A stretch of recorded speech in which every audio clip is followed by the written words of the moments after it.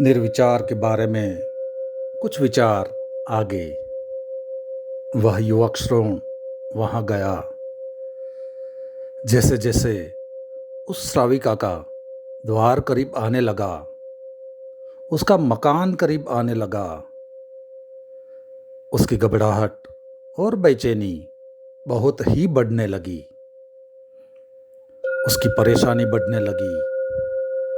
जैसे जैसे बेचैनी बढ़ने लगी, वैसे वैसे वह सजग होने लगा। जैसे जैसे भय का बिंदु करीब आने लगा,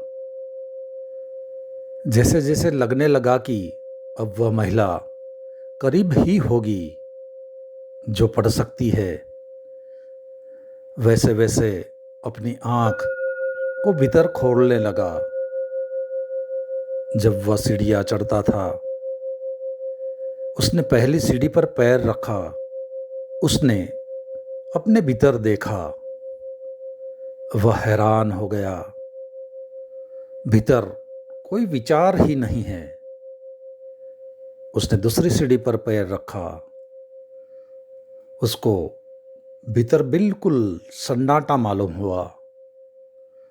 उसने जब तीसरी सीढ़ी पर पैर रखा, उसे वह दिखाई पड़ा अपने आर पार देख रहा है। वहाँ एकदम खालीपन है।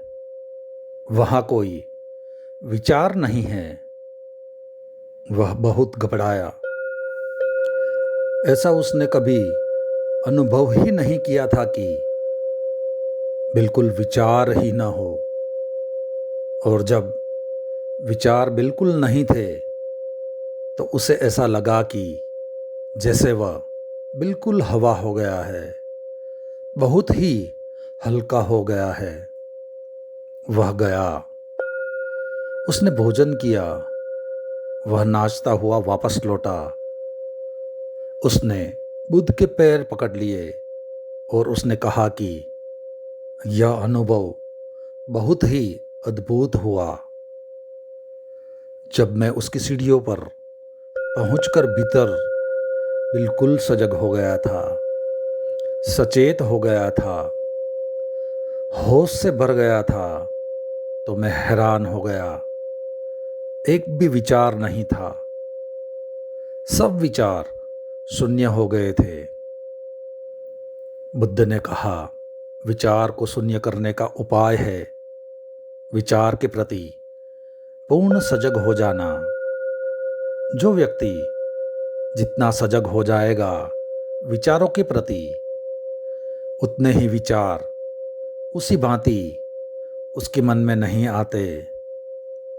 जैसे घर में दिया जलता हो तो चोर ना आए, और घर में अंधकार हो तो चोर झांके और अंदर आना चाहे।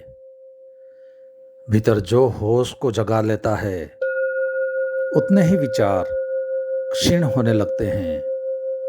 जितनी मूर्छा होती है भीतर, जितना सोयापन होता है भीतर, उतने ज्यादा विचारों का आगमन होता है।